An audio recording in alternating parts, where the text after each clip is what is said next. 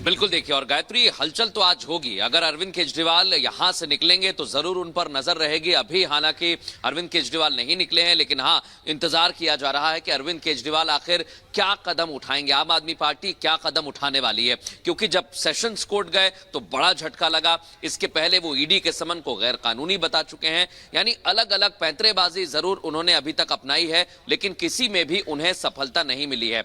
अब निगाहें यहां पर टिकी हुई हैं। देखना यही है कि कितने वक्त में अरविंद केजरीवाल बाहर आएंगे और क्या कदम उठाएंगे। लेकिन हाँ, इतना जरूर कहा जा सकता है कि कोर्ट ने उनको झटका दिया है और बिल्कुल मृदुल, कोर्ट का झटका लगा है। लेकिन आज देखने वाली बात होगी कि वो घर से निकलकर जाते हैं या फिर नहीं। चलिए वैभव का रुख कर लेते हैं। ईडी दफ्तर के बाहर है जतिन, उनके साथ हमारे सहयोगी वैभव। जतिन, आप लोगों ने कवर किया है लगातार इसे क्या लग रहा है? ईडी इंतजार कर रही, इंतजार खत्म होगा ईडी का या फिर नहीं? बिल्कुल अनूप, हम इस वक्त प्रवर्तन निदेशालय के दफ्तर के ठीक बाहर मौजूद हैं और यहीं पर के कविता को कल प्रवर्तन निदेशालय की टीम लेकर आई है और के कविता पर इस शराब घोटाले में जो भी आरोप लगे हैं वो आरोप बहुत संगीन है और यही वजह है कि अब के कविता की गिरफ्तारी हुई है। जतन, इस पूरे मामले को आप पहले दिन से देख रहे हैं। के कविता की अब इस मामले में गिरफ्तारी और आज अरविंद केजरीवाल को कोर्ट में पेश होने को कहा गया। खुद केजरीवाल ने कहा था कि वो कोर्ट में पेश होंगे। क्या के कविता की गिरफ्तारी के बाद केजरीवाल की मुश्किल अब इस मामले में और बढ़ने वाली है? आज बिल्कुल देखिए वैभव, मुश्किलें बिल्कुल केजरीवाल की बढ़ेंगी, लेकिन सबसे पहले के कविता को कल रात यहाँ पर लाया गया है। तो 12 बजे के बाद के कविता को कोर्ट में पेश किया जाएगा और अभी ईडी रिमांड नोट बना रही है। मैक्सिमम कस्टडी के कविता की लेने की कोशिश की जाएगी और उसका आधार ये होगा कि जो 5 फोन कल बरामद किए गए हैं उसको एनालाइज किया गया है। उसमें जो तथ्य निकलकर सामने आएंगे वो रिमांड नोट में रखे जाएंगे। दूसरी बात कि ईडी के कविता से अभी तक 3 बार पूछताछ कर चुकी है। उस पूछताछ के आधार पर कल रेड्स की गई और रेड्स में ठीक है जतिन, हम आपके पास लौटेंगे। हमारे साथ 2 राजनीतिक विश्लेषक इस वक्त जुड़ गए हैं। हमारे साथ संजीव कौशिक जी हैं, सौरभ दुबे हमारे साथ हैं। लेकिन सबसे पहले संजीव कौशिक जी, आपके पास आते हुए किस तरीके से आप देख रहे हैं? क्योंकि बार बार सम्मन और बार बार एक नया बहाना, और अब तो कल सेशन कोर्ट भी चले गए, उनकी याचिका को खारिज कर दिया गया। लेकिन आप इसको किस तरीके से देख रहे हैं? बार बार मनी ट्रेल को लेकर ईडी सम्मन करे, लेकिन अरविंद केजरीवाल के पेश होने का नाम नहीं ले रहे।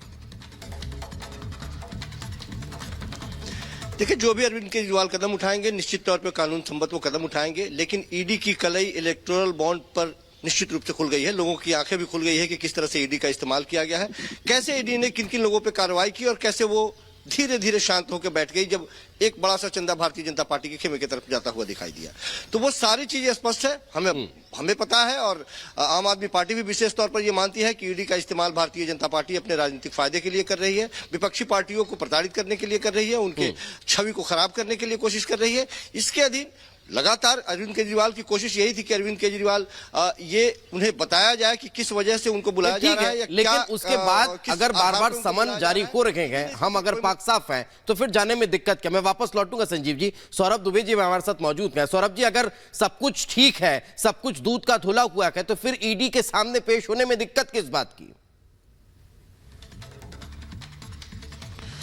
नहीं, निश्चित रूप से सब कुछ साफ नहीं है, कुछ ना कुछ तो गड़बड़ है ही है। देखिए, जो अरविंद केजरीवाल जी आंदोलन के माध्यम से राजनीति में शुचिता की बात करके राजनीतिक पार्टी बनाई थी और राजनीति में आए थे, नई राजनीति की बात की थी, आज वो कहीं ना कहीं जो है जिस प्रकार से जांच से भाग रहे हैं, जांच में सहयोग नहीं कर रहे हैं, तो ये एक बहुत बड़ा कारण दिखाई देता है कि कहीं ना कहीं जो शराब घोटाला था जिसकी आंच अभी तेलंगाना तक पहुंच गई है, उसमें अगर दिल्ली के स्वयं मुख्यमंत्री, जिनको बार बार जो है ईडी कितनी बार समन दे चुकी, 7 बार से ज्यादा समन देने के बाद आप इस तरह से संवैधानिक संस्थाओं का अगर अपमान करेंगे तो किस प्रकार की नई राजनीति की बात कर रहे थे? अगर आप संवैधानिक संस्थाओं का सम्मान ही नहीं कर सकते, भाई आपको जांच में सहयोग करना चाहिए, आपसे पूछताछ ही तो होगी। आपको कोई पकड़ के जेल में थोड़ी डाल दिया जाएगा। आप एक मुख्यमंत्री हैं, आप स्वयं एक संवैधानिक पोस्ट पे हैं, आपको जांच में सहयोग करना चाहिए। आपसे जो ईडी सवाल पूछेगी उनका जाकर के जवाब दीजिए। लेकिन जिस प्रकार से आप लगातार भाग रहे हैं और चैनल पे आकर के बयानबाजी कर रहे हैं, आप बार बार कोशिश करें कि किसी ना किसी बहाने से बच लिया जाए। लेकिन संजीव कौशिक जी, आपके पास भी हम लौटेंगे। आपने कहा कि अरविंद केजरीवाल को बताया जाना चाहिए, लेकिन शायद इतनी जानकारी आपको भी होगी कि ईडी कभी बताती नहीं है कि किस वजह से बुलाया जा रहा है। यह स्वतंत्र अधिकार ईडी को है। आप लोग हमारे साथ बने रहिए, एक बढ़ेंगे आगे इस खबर पर, लगातार हमारी नजर बनी हुई है। लेकिन अब बात 2024 के लोकसभा चुनाव की करेंगे।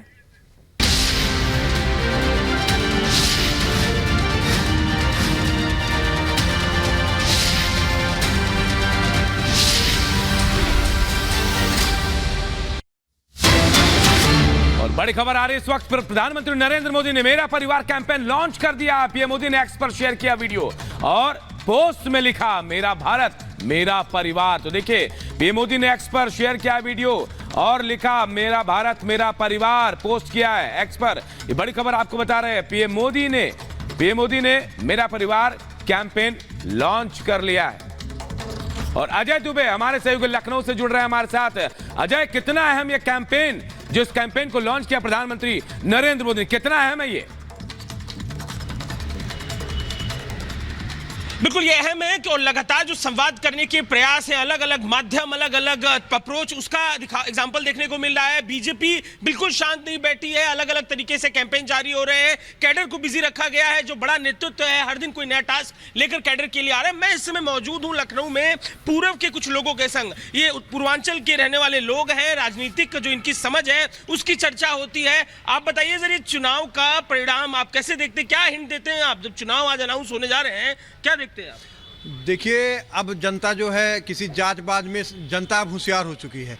अब जातवाद में जनता फंसने वाली नहीं है। जनता अपने बच्चों के भविष्य के बारे में, अपने परिवार के बारे में, देश के बारे में उसको सब कुछ पता है कि कौन अपने परिवार को बढ़ा रहा है, कौन अपने परिवार के बारे में, अपने परिवार की सोच रहा है, कौन देश के बारे में सोच रहा है। बातें आप कह रहे हैं, इस डिटेलिंग में मेन चेहरा किसको देखते हैं आप? कौन इन बातों को पूरा करता दिख रहा है? हम लोगों को हमारा जो शीर्ष नेतृत्व है, प्रदेश नेतृत्व योगी जी और देश में मोदी जी, हम लोगों के बारे में सोच रहे हैं, हम लोगों के बच्चों के। प्रधानमंत्री मोदी के बारे में आप लोग जब चर्चा करते हैं आपस में, तो क्या देखते हैं? क्या जातिगत गणित, पूर्वांचल में तो पिछली बार जातिगत गणित में सपा बसपा ने खेल कर दिया ना, इस बार जातिगत गणित में कुछ हो पाएगा? देखिए, मोदी जी ने जो काम किया है कोई जाति देख के काम नहीं किया है। उन्होंने हर तबके को ध्यान में रख के किया है। हर तबके इस बार जातिगत चीजों से ऊपर उठ के मोदी जी को फिर से जिताने के लिए जो है तैयार है। ये मोदी जी को जिताने की बात कर रहे हैं, आप बताइए इस चर्चा में क्या सार निकल रहा है? 80 लोकसभा है क्या? बिल्कुल, तो आम लोग भी अब इसको लेकर अपनी अपनी प्रतिक्रिया दे रहे हैं। अजय, वापस लौटेंगे आपके पास। इस वक्त गणेश हमारे साथ मौजूद है। गणेश, जब भारतीय जनता पार्टी या फिर प्रधानमंत्री नरेंद्र मोदी पर विपक्ष ने सीधा प्रहार किया, उसी प्रहार को हथियार बीजेपी बनाती नजर आई। अब इस बार क्या यह हथियार मेरा परिवार रहने वाला है, जिसका कैंपेन लॉन्च कर दिया? गणेश, देखिए, जिस तरीके से अगर 2014 से लेकर 2024 तक देखें, लगातार जिस तरीके से विपक्ष बीजेपी यानी प्रधानमंत्री नरेंद्र मोदी पर अब शब्द बोलती है या यूं कहीं प्रहार करती है, तो उसका उल्टा ही उसे खामियाजा भुगतना पड़ता है। चाहे चाय वाला हो या चौकीदार चोर हो, या अब जिस तरीके से कहा लालू प्रसाद यादव ने कि मोदी का कोई परिवार नहीं, तो अब बीजेपी ने इसे ही अपना स्लोगन एक तरीके से बना लिया कि मोदी का परिवार। तो इस चीज का देखना पड़ेगा कितना उनको खामियाजा उठाना पड़ेगा। ये हमने वर्ष 2014 में भी देखा, 2019 में भी देखा कि किस तरीके से अलग अलग जो बीजेपी के नेता कार्यकर्ता उन्होंने पूरी तरीके से झोंक दिया और बता दिया कि किस तरीके से विपक्ष आपके नेता को किस तरीके से अपशब्द कह रही है, जो देश के लिए काम कर रहा है, चाहे वो गुजरात से करते हुए आ रहे हैं, और अब देश के लिए पिछले 10 सालों से किस तरीके से काम किया, और उन्हें उस नेता को भी किस तरीके से विपक्ष अपशब्द कह रही है। और अब जब परिवार की बात आई तो उन्होंने सबने कह दिया कि मोदी का परिवार। देखना होगा किस तरीके से आने वाले लोकसभा का चुनाव जो होगा, किस तरीके से अब जब कह दिया गया कि मोदी का परिवार, तो इस लोकसभा के चुनाव के अंदर बीजेपी को इसका कितना फायदा होगा, बस वो घड़ी आने वाली है। 3 बजे लोकसभा चुनाव। लेते हैं फिलहाल एक ब्रेक, और ब्रेक के बाद खबरों के लिए बने रहिए रिपब्लिक भारत के साथ।